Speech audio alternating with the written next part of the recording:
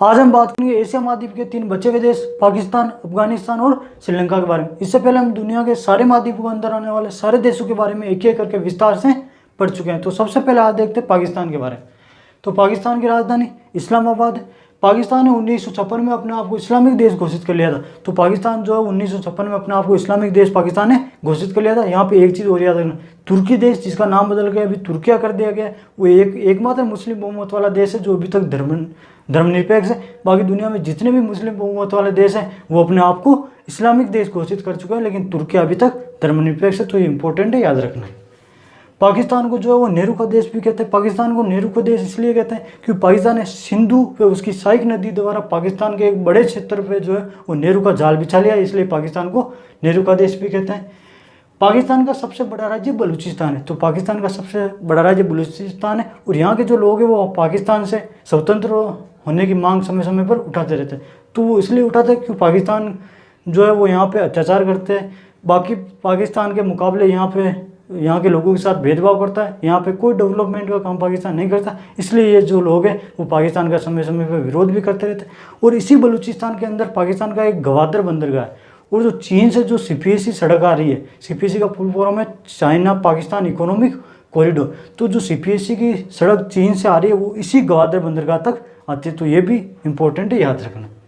तो बलूचिस्तान के अंदर एक गवादर बंदरगाह और पाकिस्तान का एक है सिंध प्रांत, जहाँ पे पाकिस्तान का कराची बंदरगाह है। तो सिंध प्रांत जो है वो भारत के गुजरात से लगता हुआ ये क्षेत्र है पाकिस्तान का, और यहाँ पे पाकिस्तान का कराची बंदरगाह है। और पाकिस्तान का सबसे व्यस्तम बंदरगाह कराची बंदरगाह है, और पाकिस्तान का सबसे ज़्यादा जो व्यापार है वो इसी कराची बंदरगाह से होता है। तो ये महत्वपूर्ण बंदरगाह है पाकिस्तान का। पाकिस्तान के 2 प्रमुख प्रांत सिंध, पाकिस्तान के 2 प्रमुख प्रांत है, जिसमें से एक है सिंध जो कि पाकिस्तान के खेती का एक प्रमुख केंद्र है, यानी पाकिस्तान की सबसे ज़्यादा खेती इसी सिंध प्रांत में होती है। और पाकिस्तान का एक है पंजाब प्रांत जो कि भारत के पंजाब से लगता हुआ क्षेत्र है। यहाँ पे जो है वो जितने भी अमीर लोग हैं, बिजनेसमैन हो गए, जितने भी VIP हो गए और नेता लोग हो गए, वो इसी पाकिस्तान के पंजाब प्रांत में रहते हैं। पाकिस्तान के उत्तर पश्चिम में सुलेमान व किरतर की पहाड़ियाँ हैं। तो पाकिस्तान के उत्तर पश्चिम में सुलेमान और किरतर नामक पहाड़ियाँ हैं, और इन्हीं दोनों पहाड़ियाँ यानी सुलेमान और किरतर पहाड़ियों के मध्य 7000 वर्ष पूर्व जो है वो विश्व में सबसे पहले खेती की शुरुआत हुई थी। तो ये भी इंपॉर्टेंट है, याद रखना। पाकिस्तान में अफगानिस्तान के मध्य हिंदुकुश पर्वत है। तो पाकिस्तान और अफगानिस्तान के मध्य जो है वो हिंदुकुश पर्वत है, और ये जो हिंदुकुश पर्वत है वो आगे जाके हिमालय से मिल जाता है। और पाकिस्तान और अफगानिस्तान के मध्य 2 दरें भी, एक तो खैबर दरा, एक गोमल दरा। 2 प्रमुख दरें हैं पाकिस्तान और अफगानिस्तान के मध्य, याद रखना। एक तो खैबर दरा और एक गोमल दरा। तो दरें किसे कहते हैं? तो 2 पहाड़ों के बीच में स्थित सकरे मार्ग को कहते हैं हम दरा, और 2 पहाड़ों के बीच जो चौड़ा रास्ता होता है उसे हम कहते हैं घाटी। तो दरा समझ में आ गया, 2 पहाड़ों के बीच में सकरे मार्ग को कहते हैं हम दरा। और पाकिस्तान और अफगानिस्तान के मध्य 2 दरें कौन से? खैबर दरा और गोमल दरा। तो इन 2 इंपॉर्टेंट दरा याद रखना। खैबर पख्तूनख्वा इलाके में आतंकवादी रहते हैं। तो पाकिस्तान का जो ये खैबर पख्तूनख्वा इलाका है ये अफगानिस्तान से लगता हुआ इलाका है, और पाकिस्तान में जो आतंकवादी की फैक्ट्री वो इसी इलाके में लगाई हुई है, और यहाँ से ही पाकिस्तानी आतंकवादी प्रोड्यूस करता रहता है। रावलपिंडी में विश्व का प्रथम विश्वविद्यालय तक्षशिला था। तो पाकिस्तान के उत्तर में एक शहर है रावलपिंडी, वहीं पे दुनिया का प्रथम विश्वविद्यालय तक्षशिला था। तो इंपॉर्टेंट बने, याद रखना। एबटाबाद में 2 मई 2011 को ओसामा बिन लादेन को मार गिराया गया था। तो पाकिस्तान का एक क्षेत्र है एबटाबाद, वहाँ पे 2 मई 2011 को अमेरिका के स्पेशल कमांडो आए और वहाँ पे ओसामा बिन लादेन था, उसको मार गिराया था। तो आप सोच रहे हो ओसामा बिन लादेन को अमेरिका ने क्यों मारा उतनी दूर से आके? तो ओसामा बिन लादेन ने अफगानिस्तान के वर्ल्ड ट्रेड सेंटर पर हमला करवाया था। इसका बदला लेने के लिए अमेरिका ने इसको मारा। लेकिन हम यदि दूसरी तरफ सच्चाई देखें तो इसको आतंकवादी बनाने में भी अमेरिका का ही हाथ था। सबसे पहले इसको हथियार और पैसे अमेरिका ने दिए थे। तो वो कहावत है ना कि यदि आप किसी दूसरे के लिए खड्डा खोदोगे तो सबसे पहले आप ही गिरोगे। तो ये अमेरिका के साथ हो गया। तो कहाँ ओसामा बिन लादेन को पाकिस्तान के एबटाबाद में मार गिराया था। तो ये याद रखना। पाकिस्तान का एक क्षेत्र है मुल्तान। मुल्तान जो है एक तो चीनी मिट्टी के बर्तन बनाने के लिए प्रसिद्ध है, और दूसरा मुल्तान का सुल्तान कहते हैं वीरेंद्र सहवाग को, क्योंकि वीरेंद्र सहवाग ने वहाँ के गेंदबाजों की जमकर धुनाई की, 12 शतक 13 शतक बहुत धुनाई की, इसलिए मुल्तान का सुल्तान जो है वो वीरेंद्र सहवाग को कहते हैं। और मुल्तान जो है वो चीनी मिट्टी के बर्तन के लिए भी प्रसिद्ध है। चोलिस्तान ये जो है वो पाकिस्तान का एक मरुस्थल है, पता नहीं कौन किस तरह के नाम रखते हैं ये लोग। ननकाना साहब 15 अप्रैल 1469 को गुरु नानक देव का जन्म हुआ था। तो ननकाना साहब जो पाकिस्तान का इलाका है वहाँ पे 15 अप्रैल 1469 को गुरु नानक देव जो सिखों के प्रथम गुरु थे उनका जन्म हुआ था। तो इंपॉर्टेंट वन है, ये भी याद रखना। जकोबाबाद पाकिस्तान का एक क्षेत्र है जकोबाबाद, वो दुनिया का दूसरा सबसे गर्म स्थान है, और दुनिया का पहला गर्म स्थान तो वो है अल अजीजिया जो कि अफ्रीका महाद्वीप के अंदर स्थित है। तो याद रखना ये दूसरा सबसे गर्म स्थान है विश्व का जकोबाबाद, और पहला अल अजीजिया जो कि अफ्रीका महाद्वीप के अंदर स्थित है, याद रखना इंपॉर्टेंट। अब हम बात करते हैं अफगानिस्तान के बारे में। तो अफगानिस्तान की राजधानी काबुल है। ये एक स्थलबंद यानी लैंडलॉक देश है। तो स्थलबद्ध, भूबद्ध या लैंडलॉक कंट्री किसे कहते हैं? तो ऐसा देश जिसके चारों तरफ या तो जमीन ही हो या फिर कोई बंद आकार का सागर हो, उसे स्थलबद्ध, भूबद्ध या लैंडलॉक कंट्री कहते हैं। तो पाकिस्तान, अफगानिस्तान जो है वो एक लैंडलॉक कंट्री है।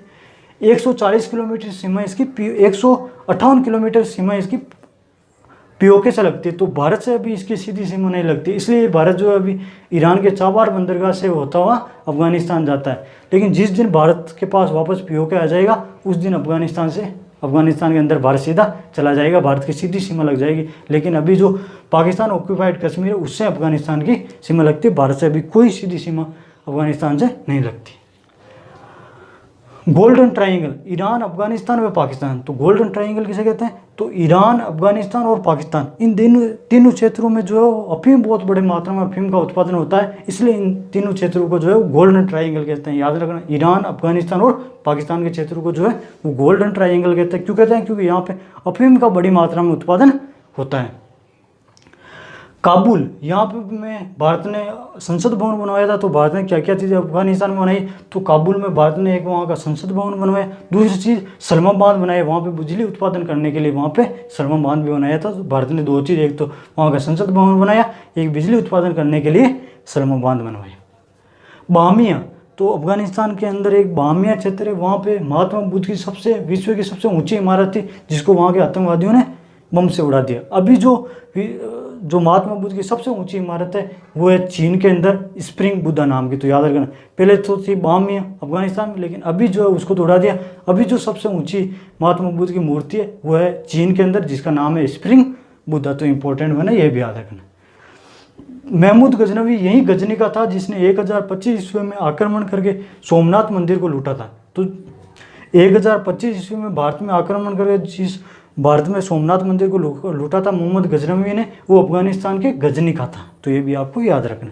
अब हम बात करते हैं श्रीलंका के बारे में। तो श्रीलंका की पहले राजधानी थी कैंडी, फिर उन्होंने की कोलंबो, अब कर दी है श्री जयवर्धनेपुरम। तो ये भी पता नहीं क्यों राजधानी बदलते रहते हैं अपनी। तो अभी जो है श्रीलंका की राजधानी जयवर्धनपुरम है। ये आंसू का आकार है, तो श्रीलंका को देखने से ऐसा लगता है आंसू के आकार का इसका आकार है। 4 जनवरी 1948 को ये घोरू से आज़ाद हुआ था। तो 4 जनवरी 1948 को ये घोरू से आज़ाद हुआ था। चाय का निर्यातक देश, यानी भारत से बहुत कम चाय का उत्पादन करता है ये, लेकिन फिर भी ये चाय का निर्यात कर पाता है। क्यों?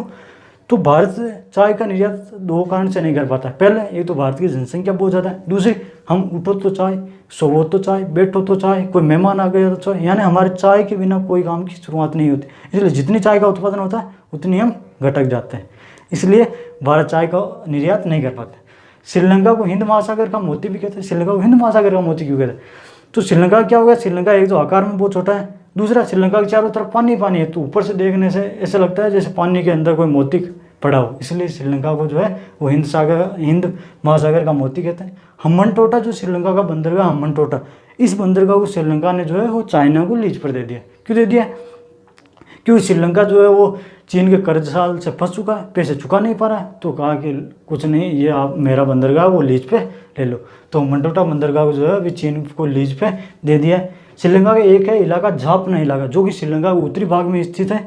यहाँ पे लिट्टे नामक संगठन, आतंकवादी संगठन था, वो सक्रिय था। तो लिट्टे की फुल फॉर्म है लिबरेशन टाइगर्स ऑफ तमिल इलम। ये जो संगठन है ये श्रीलंका के अंदर, वहाँ पे जो तमिल लोग रहते हैं श्रीलंका के अंदर, वहाँ के लिए एक स्वतंत्र देश की मांग करता था ये संगठन। और इसी संगठन के लोगों को जो है, लोगों ने जो है वो राजीव गांधी की हत्या की थी एक रैली के दौरान। क्यों की थी राजीव गांधी की हत्या?